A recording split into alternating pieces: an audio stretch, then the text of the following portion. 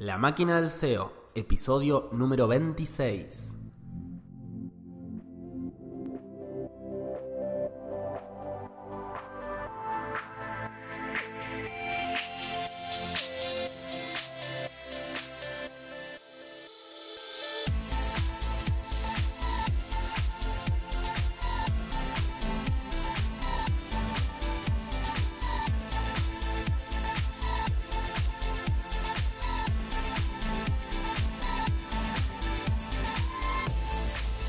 Hola a todos y a todas, sean muy bienvenidos una vez más a la máquina del SEO.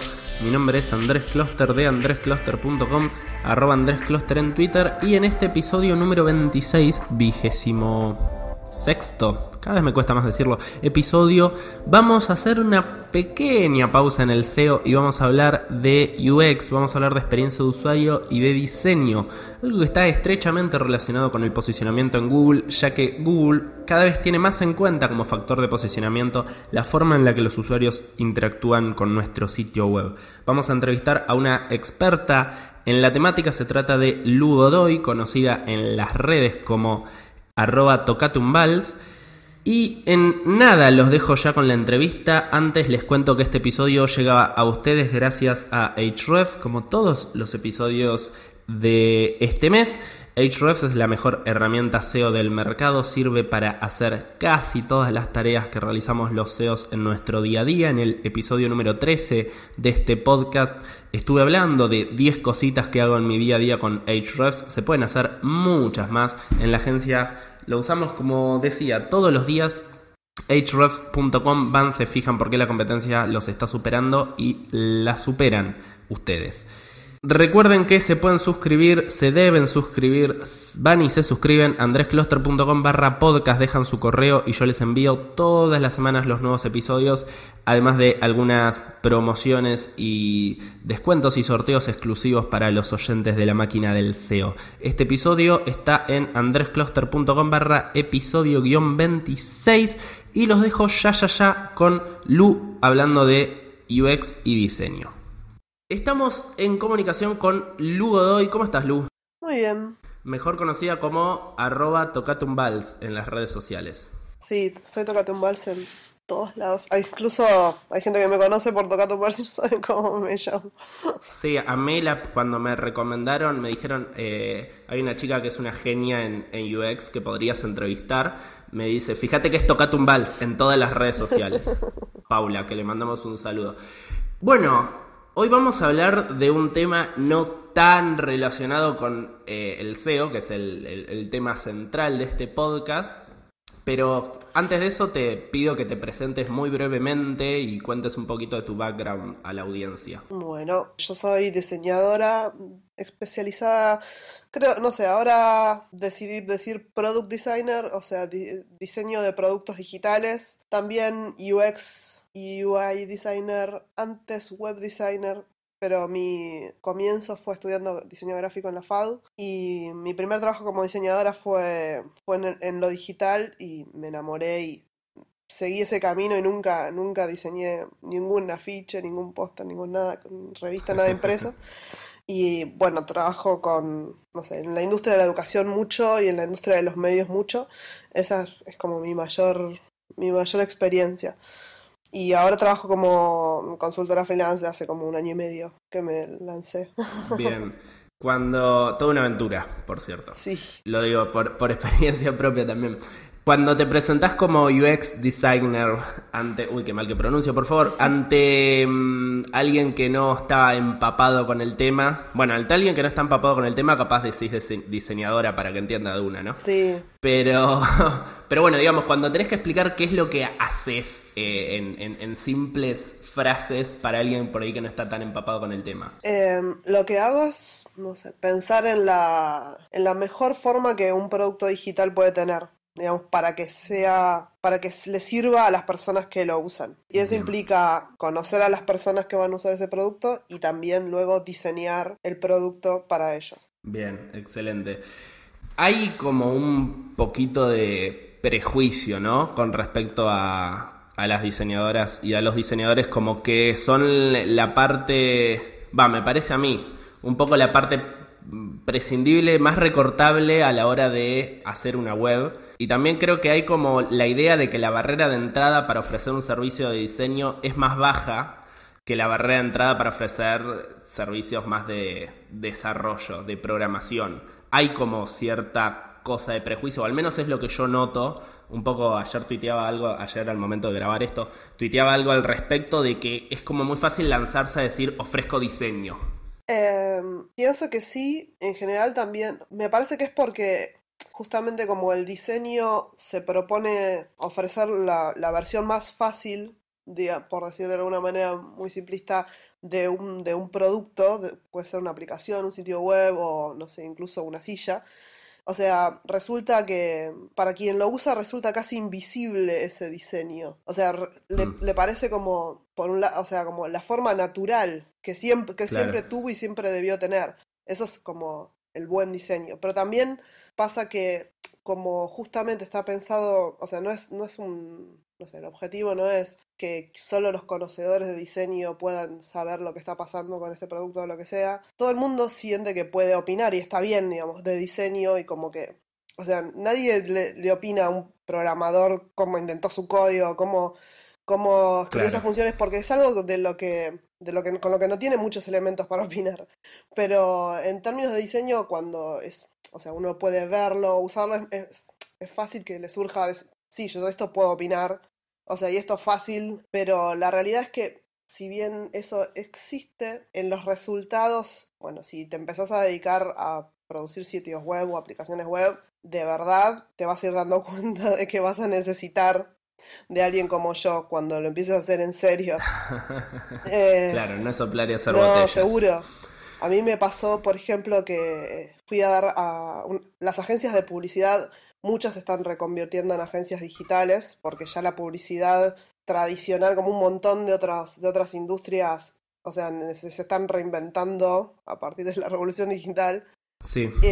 Y las agencias de publicidad están en ese proceso también. Y ellos tenían este pensamiento de ofrecer diseño, o sea, de ofrecer hacer sitios web junto con las campañas. Y su approach era, me bajo un template de WordPress, te instalo un WordPress, acá tenés tu sitio. Y empezaron a darse cuenta de que esos sitios eran, o sea, no les servían para nada, no les servían para nada el propósito de la campaña, el propósito de los clientes. Entonces me contactaron para que yo los capacite más o menos a los diseñadores y a la gente de cuentas de la agencia en la forma de hacer de hacer productos que de verdad funcionen, que es considerando la experiencia de los usuarios. Claro, no es solamente que se, comillas, vea lindo a los ojos de quien lo está haciendo o a los ojos de quien lo está recibiendo, sino que además eso, produzca una buena experiencia de usuario, que es en definitiva lo que significan las siglas UX, ¿no es cierto? Claro, claro, o sea, con que cumpla dos objetivos principales. Los objetivos que tienen, o sea, el público al que está destinado ese producto y los objetivos de negocio, que, o sea, se superponen en el mejor de los casos. Bien. Cuando hablamos de... Esta es una duda bastante particular que tengo yo, y es la siguiente. Cuando hablamos de una web que tiene una buena experiencia de usuario, es como que hay dos conceptos. Por un lado decimos, esta web tiene una buena experiencia de usuario, los que no sabemos, ¿no? Esta web tiene una buena experiencia de usuario, y por otro lado decimos, esta web convierte bien. Y cuando yo algo le digo que convierte bien en mis webs, es que la gente, o sea, hay un altísimo porcentaje de gente que hace clic en la publicidad, o que se descarga el lead magnet, o que se suscribe a la lista de correos, o lo que sea. La buena experiencia de usuario y la tasa de conversión, ¿van siempre de la mano, siempre están correlacionadas, o podría haber una alta y la otra baja a la vez? Para mí, o sea, uno podría engañarse con estadísticas, digo, con respecto a que pueda haber una experiencia mala y una alta tasa de conversión, por decir, pero, o sea, en ese sentido, pero en el sentido contrario, o sea, en el sentido de una buena experiencia, es garantizado que va a llevar a mejor conversión. Si, o sea, sea lo que llames conversión, ¿no?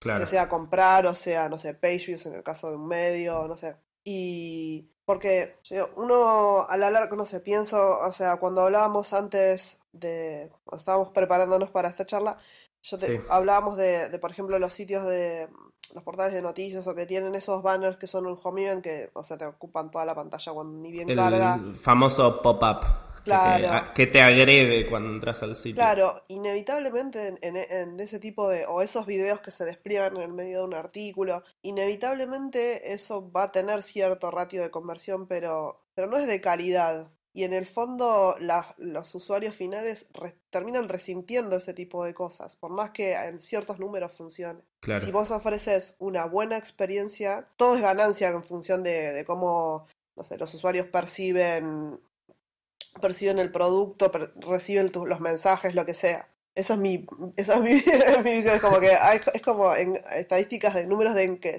uno se puede autoengañar o engañar a los superiores, no sé, los supervisores. Claro, si solamente le das para hacer clic en el pop-up y vas a tener una alta tasa de conversión. El 20% va a hacer clic en el anuncio, el 80% va a hacer clic en el botón de atrás o va a cerrar la pestaña. Claro.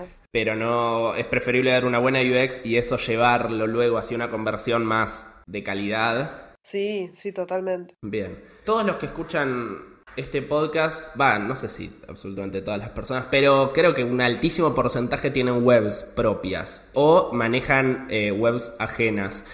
Yo sé que esta pregunta es básicamente tipo tu carrera, pero o sea, ¿cómo sé si yo estoy dando una buena respuesta de usuario? ¿Cómo sé si yo en andrescloster.com estoy brindando una buena respuesta de usuario? Más allá de la herramienta subjetiva de decir este diseño es lindo o es una cosa horripilante. Actualmente andrescloster.com se acerca más a horripilante que a lindo, pero lo estamos cambiando. Pero digo, ¿por dónde lo arrancamos a ver si no tenemos ni idea? Lo primero, o sea, para la experiencia de usuario empieza y termina con los usuarios. Entonces, la forma de empezar a pensar en una buena experiencia o de saber cómo es la experiencia es preguntándoles a ellos. Es así de, o sea, parece súper básico lo que te estoy diciendo, pero es el fundamento de todo lo que hago en general. Decir, bueno, tratar de identificar algunas personas que pueden llegar a, no sé, tratar de identificar por un lado quién es el público, aquí quiénes son esas personas que pueden llegar a entrar al sitio y tratar de hacer algunos contactos para tener una pequeña charla, o sea, por ejemplo, no sé, en redes tirar alguna propuesta de una encuesta hecha con Google Forms y luego ahí detectar alguna cosita más y, no sé, detectar algunas personas y tener una charlita por Hangouts con un pequeño cuestionario en el que uno diga, bueno, le pueda preguntar cómo es tu experiencia, o sea, y preguntarle en función de, no sé, cuáles son los objetivos tuyos de negocio,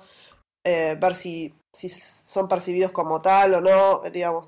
Eso es el punto de partida. Con toda esa info, o sea, esa info es oro y es a partir de ahí que tenés que construir la experiencia que le vas a ofrecer. Bien, es importante que esa selección sea representativa de tu público objetivo. Claro, o sea, por un lado, como, o sea, en general, si puede ser tu público objetivo, y también como el aspiracional. A veces uno puede detectar el público como el público que tiene y el público al que quiere llegar, digamos. Claro, sí.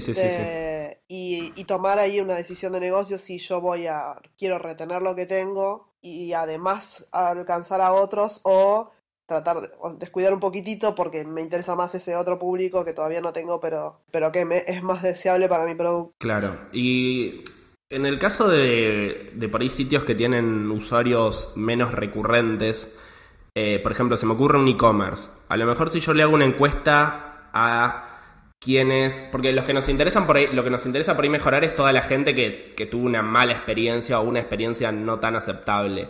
Entonces por ahí si yo entrevisto a los compradores de mi e-commerce, llegaron hasta el final del carrito y dejaron su número de tarjeta de crédito y está un poco sesgado. Pasa que no sé cómo llegar a aquellos que se quedaron en 2 páginas previas y se fueron porque, no sé, no encontraron el botón de comprar.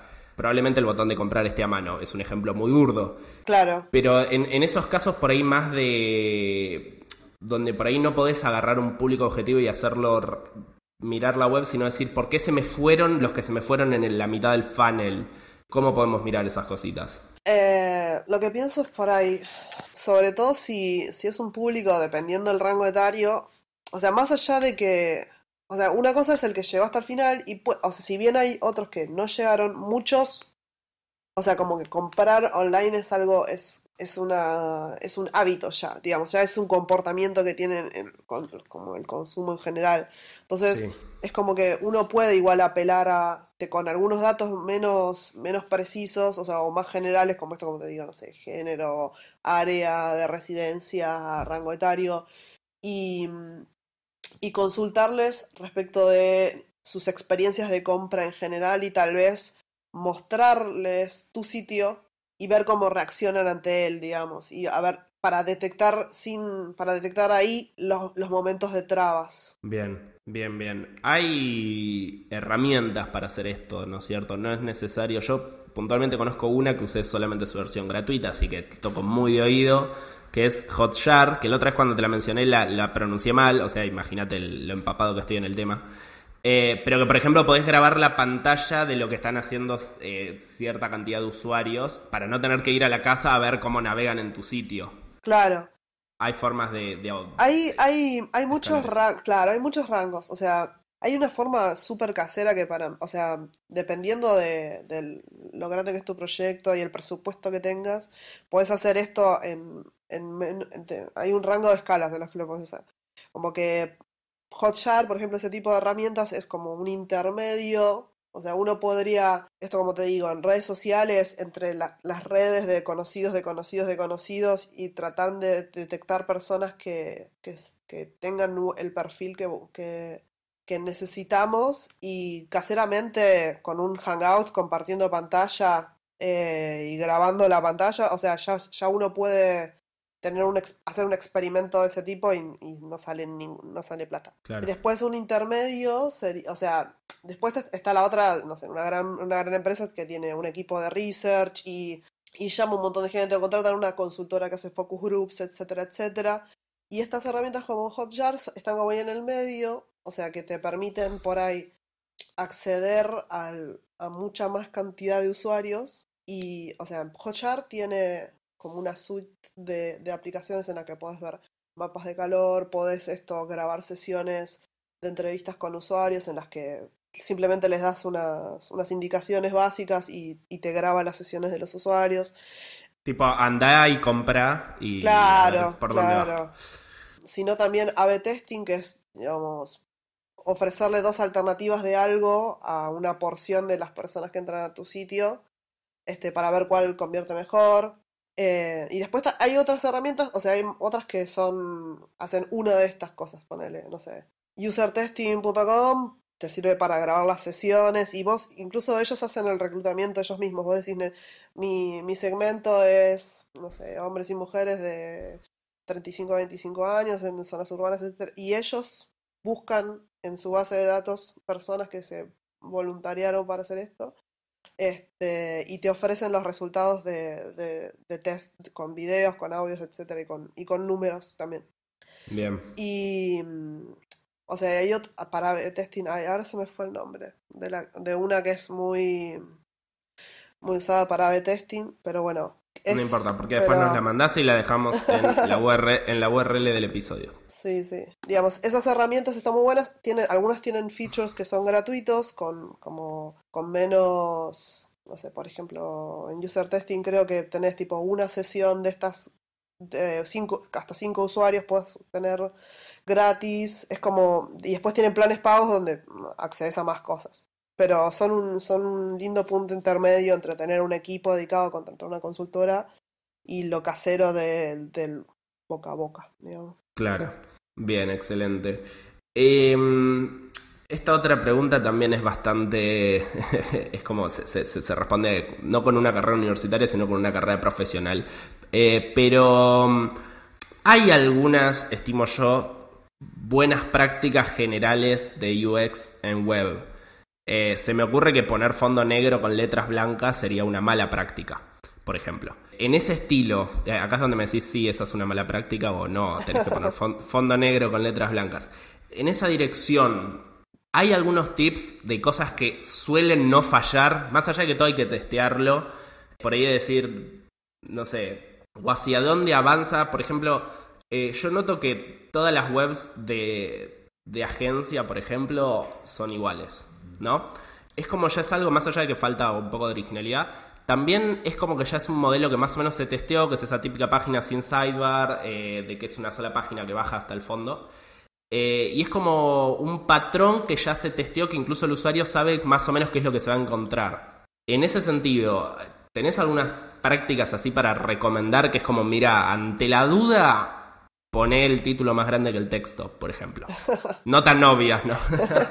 O sea, existen, o sea, como en distintos tipos de productos, como que existen los patrones de diseño que están buenos, o sea, por un lado porque le ahorran trabajo, ahorran fricción con el usuario, digo, o sea, por ejemplo, no sé, un formulario de login es un patrón de diseño ya casi donde te vayas a loguear vas a tener un input que dice usuario, un input que dice contraseña que va a estar oculto lo que tipees, un link que me olvide para recuperar la contraseña, etcétera, etcétera.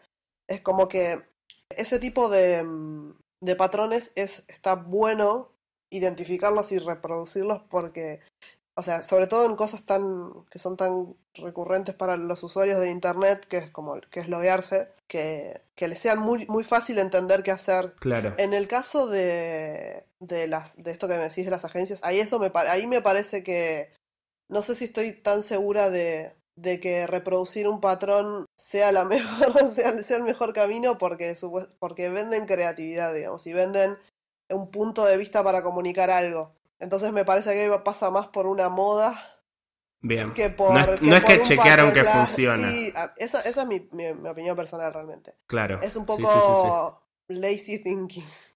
Claro.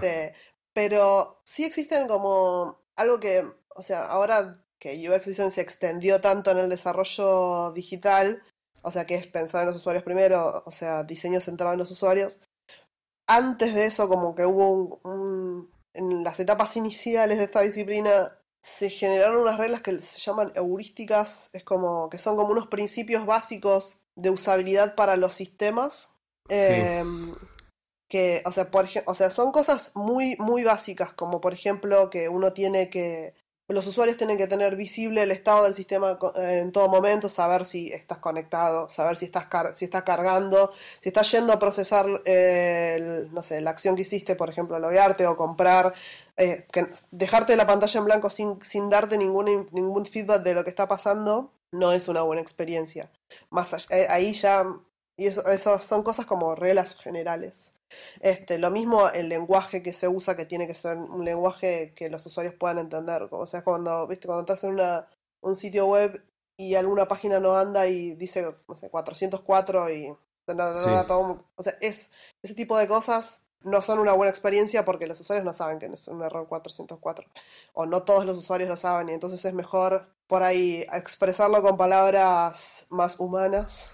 Tipo, Claro. esta página no existe o cosas así, acá podés seguir navegando a nuestro sitio o lo que sea. Estas reglas son 10. Si las buscas en Google, tipo heurísticas de Nielsen, son re básicas. O sea, si bien, o sea, es un poco juzgar un sistema solo por estas reglas, es un poco simplista porque pueden existir excepciones. Claro. Sobre todo si uno piensa en un público particular. Pero son un buen punto de partida para evaluar, no sé, el producto digital que estés haciendo. Sí, también para hacer excepciones tenés que saber lo que estás haciendo, digamos. Claro, Como que ante claro, la duda anda por la que funciona. claro, sí, o sea, o sea, lo que pensaba con los patrones de diseño, o sea, no sé, loguearse tiene esta forma en particular o, no sé, el me gusta de las redes sociales, que es un corazoncito, esos son patrones de diseño que está bueno usar, pero si uno, o sea, si uno no quiere usarlos, tiene que ser porque tiene un propósito o porque tiene una fórmula superadora y está comprobado que es superador porque hizo test con usuarios, etcétera, etcétera, o porque quiere romper por un propósito. Claro. Sí, me parece interesante la frase de ahorrar fricción con el usuario. Porque si yo digo, no, yo quiero que el formulario de login, para usar el mismo ejemplo, sea primero la contraseña y abajo el nombre de usuario.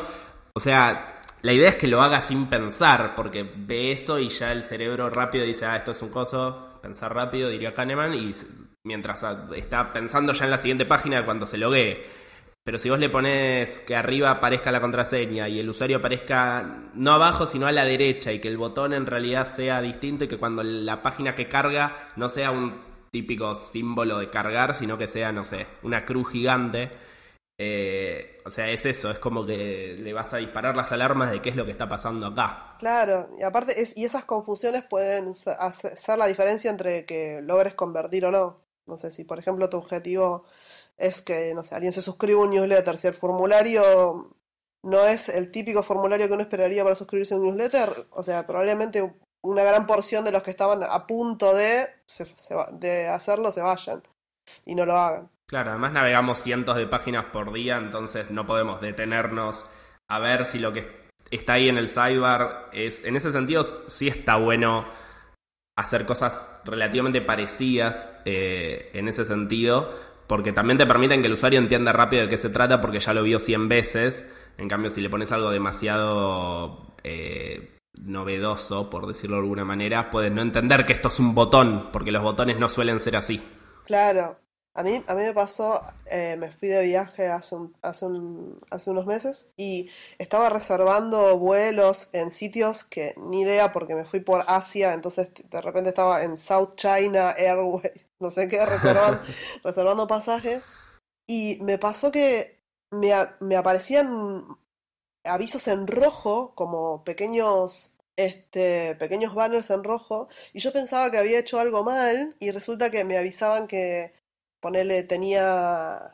Que estaba todo bien. Claro, Está o todo sea, bien, pero en rojo y chino. Y vos como, no. claro, sí, en rojo, y, o sea, era como que la escala iba a ser de más de una hora, ponele, ese era el Claro. aviso, no había ningún problema, pero yo como es un patrón de diseño, digamos que en general los warnings de error, los avisos de error son en rojo, o sea, me genera un estrés en algo que ya es complejo como comprar un pasaje de avión, innecesario totalmente. Bueno, vamos a poner ahí en... No me acuerdo el número de episodio, pero andrescloster.com/número de episodio, que va a estar al principio del episodio. Vamos a poner el link a las heurísticas de Nielsen para que vean esos tips más genéricos. Y si no saben de diseño, cúmplanlos. Si saben mucho, se pueden cagar en los... Sí, en y aparte las cosas. estas no tienen que ver con cómo se ven las cosas, sino con cómo se comportan. Claro, no es Este, que el rojo combine con el azul. claro. Quiero que hablemos un poquito brevemente de algo que me comentaste cuando hablamos la otra vez para preparar esta entrevista, que me comentaste que estuviste participando en el lanzamiento de lo que fue la suscripción en Página 12, Sí, que para los y las extranjeras, o sea, los que no son argentinos en realidad, es uno de los diarios más conocidos de acá de Argentina. sí. Es un diario que tiene una identidad muy particular porque es, creo, el único diario como con tendencias liberales o progresistas que queda en la Argentina. Sí, Y tiene un público que es muy leal. claro. Y no son solo lectores, sino que muchos son fans. Y eso es algo que descubrí en el proceso de pensar el producto de suscripción. Los medios en general están como en una crisis global, les pasa, no es que solo le pasa a los medios chicos o a los medios de países como el nuestro, sino, o sea, el New York Times está tratando de entender cómo hacer dinero porque el papel es un formato que está muriendo y la fuente de financiamiento basada en publicidad ya no existe porque Google y Facebook tienen el monopolio de eso. Claro, le es más Y rentable para una empresa poner guita en otros lados antes que en un diario sí, en papel. sí, o incluso en el sitio web de los diarios en papel. O sea, por ejemplo, en el caso de página que han ido a tratar de ofrecer avisos a, no sé, por ejemplo, decirte una marca de autos, y decirle, ¿por qué te voy a pagar 200 a vos si pago 2 a Google y estoy igual en tu sitio? Porque, o sea, el sitio tiene, usa Google para cuando no puede vender, tener aunque sea algunos banners. Sí, O sea, pago 2 y igual estoy en tu sitio, ¿por qué te pagaría 200? claro. Y esa es la realidad de los medios en general y muchos están tratando de encontrar la vuelta de hacer dinero. Muchos, como Clarín y La Nación, recurrieron a el paywall, es decir, pagar para ver el contenido. Y, y en página lo que hicimos fue tratar de explorar cuáles serían las formas de hacer dinero. Y lo que, o sea, como te contaba antes, lo primero que hice fue hablar con los usuarios. Y el mayor descubrimiento que hice hablando con los usuarios es esto, es que los usuarios no son solo usuarios, sino que son fans en gran parte, y que estaban dispuestos a pagar solo por lo que ya recibían. Por lo que ya recibían de Página 12 estaban dispuestos a pagar. A aportar para que el diario siga existiendo porque quieren que continúen con esa línea editorial, digamos. Claro. Y, o sea, no te puedo explicar, o sea, es algo muy bueno, o sea, es algo gratificante, o sea, aunque no seas UX designer y seas el dueño de un producto, eh, escuchar y ver a los usuarios hablar de tu producto es algo que es súper enriquecedor. O sea, a mí me encantaba, llegábamos al Hangouts y la sonrisa, o sea, porque para ellos estaban hablando con Página 12, por más que era mi cara. Claro. Y estaban re felices de poder expresar lo que opinaban, de que se les consulte sobre lo que opinaban, sus expectativas, etcétera, etcétera. Por eso recalco que no es tan difícil hablar con tus usuarios. La gente en general siempre está muy predispuesta a contarte lo que piensa, sobre todo si entiende que es porque querés conocerla para darle algo bueno, algo que sea bueno y que se ajuste a sus intereses. Claro. Entonces, la opción paywall, no, es decir, pagar por el contenido como hacen los diarios más grandes de Argentina, los más leídos, que implica que vos podés ver, no sé, 5 o 6 notas y después te empieza a parecer que tenés que pagar. Claro. No era a lo mejor tan inteligente hacerlo en Página 12. Claro, claro. O sea, sobre todo también con esto, o sea, considerando tipo la tendencia como ideológica del diario, no era un camino por el que nos hubiera gustado ir, digamos. Claro. Y nosotros fuimos pensando, o sea, como con algunas ideas, como si, bueno, si tuvieras una membresía en la que pudieras acceder a descuentos o tuvieras ciertos beneficios. Y la mayoría de los casos, el interés por los beneficios era nulo, o sea, yo estoy dispuesto a pagarte solo por lo que ya me das. Claro. Y eso fue un gran hallazgo porque nos permitió salir rápidamente con una campaña para que la gente se asocia sin tener que invertir en un desarrollo muy fuerte. Así que fue como... O sea, fue un alivio. O sea, podríamos haber dicho, bueno, esto es lo que está, la tendencia de lo que están haciendo los diarios es esta, tipo el paywall, y encarar un desarrollo para lograr eso, y hubiera sido totalmente contraproducente para nuestro público. Claro. Y en cuanto a la implementación, digamos, más en el diseño de la web, ¿qué se hizo? Bueno, no sé si también hubo en papel. Página 12 sale sigue saliendo todos los días, ¿verdad? Sí, sale todos los días. Sale todos los días. ¿Se hizo algo también en papel, solamente en digital? ¿Se puso un pop-up gigante que no se podía sacar?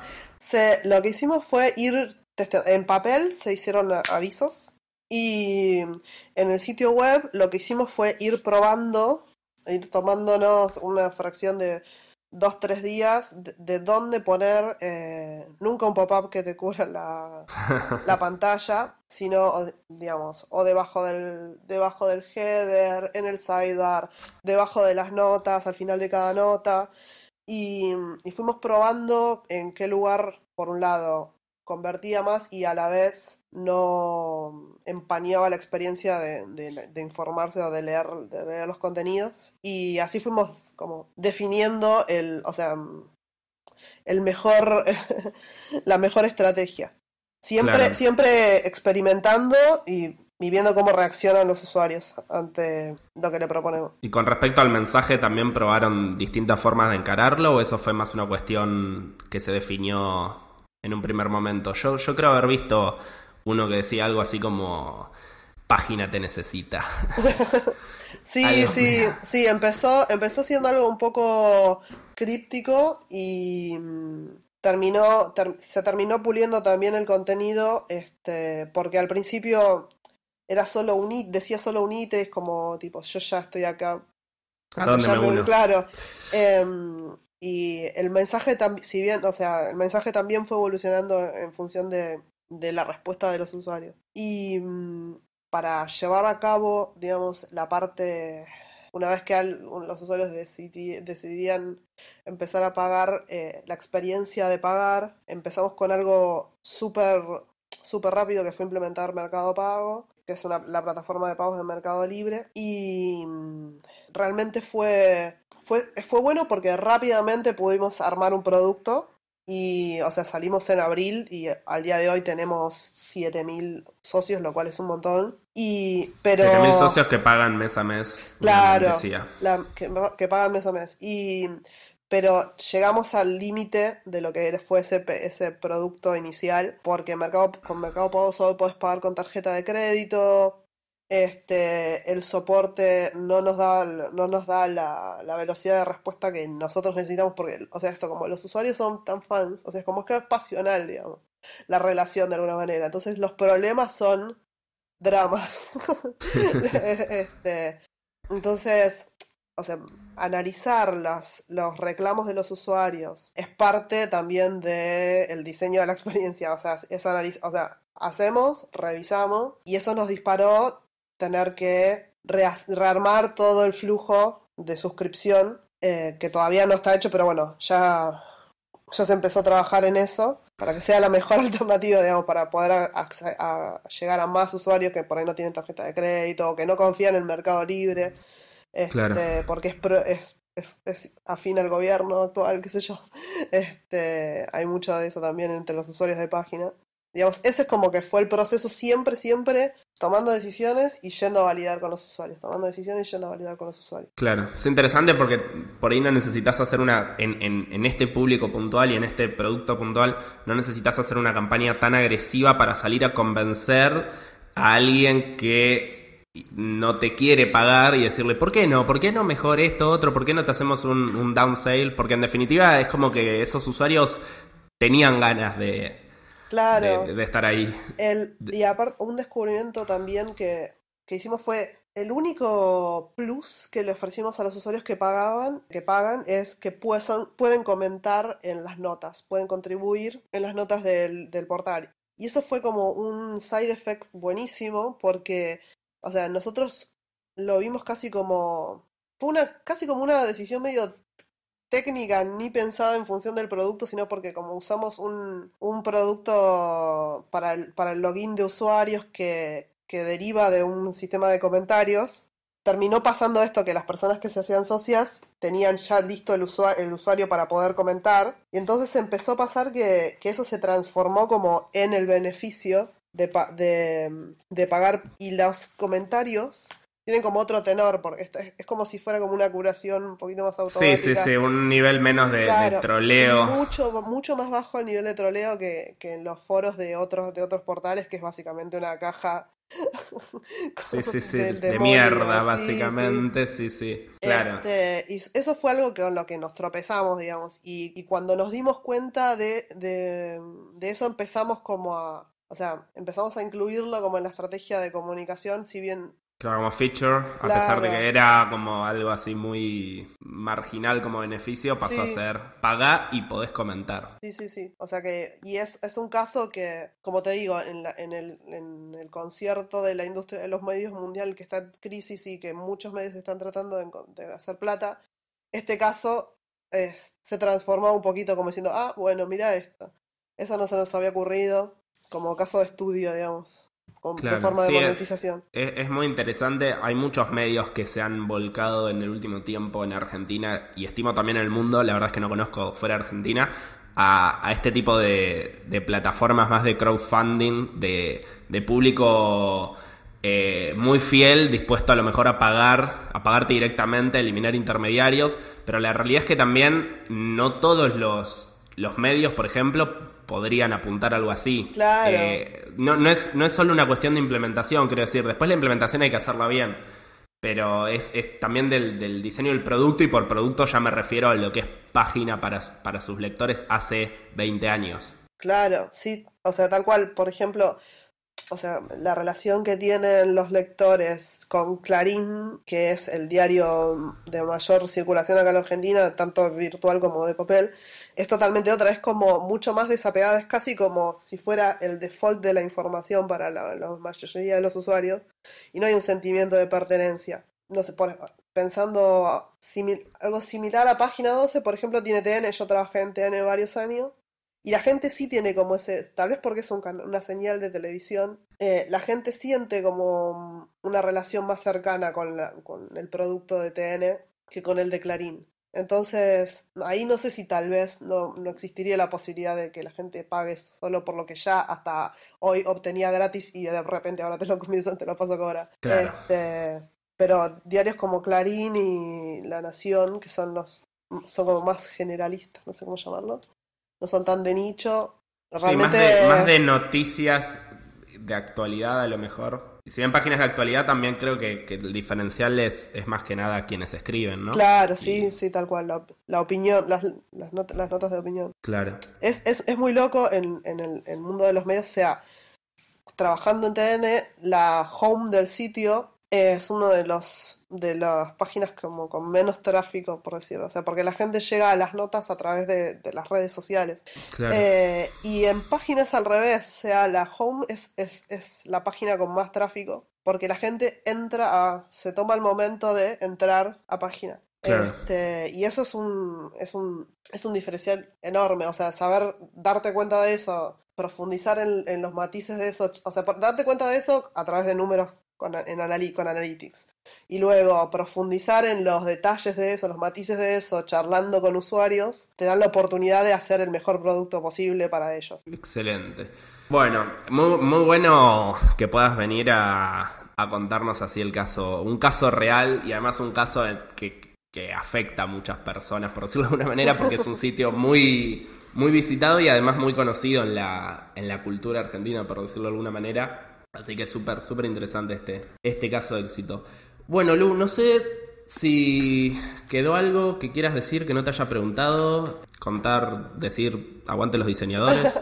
No, lo que me gustaría aclarar por ahí es como que el diseño de experiencia de usuario no es algo que se agrega, no es un afterthought, digamos, sino que no importa si lo pensaste o no, los usuarios van a tener cierta experiencia en tu sitio, tu producto, tu app, lo que sea.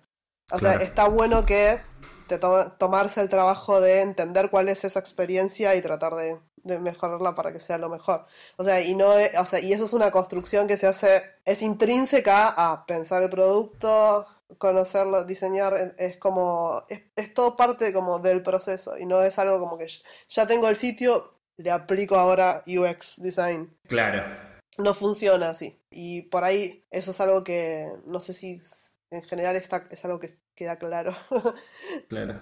Te llegan clientes que dicen, ¿le podés poner UX a esto? Sí, le tengo que, me gusta, o sea, meterle más diseño. Claro, claro, sí, no se puede porque estos productos son una mierda, es la respuesta en esos casos. Bueno, muchísimas gracias por tu tiempo. Te pueden encontrar en @tocatumbals, lo quiero decir de nuevo porque me parece fantástico. Sí, En Twitter y en todos lados, en ¿no? todos lados. O sea, si googleas Tocate un Vals, Aparece. vas a llegar a mí. Qué buena marca, buena marca. Vos sabés que es un nombre que se me ocurrió antes de saber qué iba a hacer con mi vida cuando era chica. No sé, le escuché es como una expresión súper vieja que significa como estar loco. Y Pero como que que se la decís está medio al... está medio tocate un vals, Ah, está mira. medio como, pero es una expresión súper, súper vieja, como, no sé, de los años 20, por cierto. Y me pareció como muy graciosa y yo siempre pensé, tipo, cuando tenga mi negocio, lo que sea, se va a llamar así. Lo Claro, pensé cuando sea contadora y tenga un estudio contable le voy a poner Tocatumbals. Sí, incluso me había hecho como unas tarjetas falopa que decían tocando. O sea, entonces, nada, o sea, acá estamos. Lo bueno es que es un nombre que podías adaptar a lo que sea que quisieras. Sí, y aparte es memorable. O sea, nunca tengo problema en generar un usuario nuevo que ya esté tomado. Bueno, ahí la tienen, a Tocatumbals. Bueno, Muchísimas gracias, Lu, por el gracias. tiempo de nuevo. Gracias a Y vos. nada, seguimos hablando. Bueno, un saludo grande.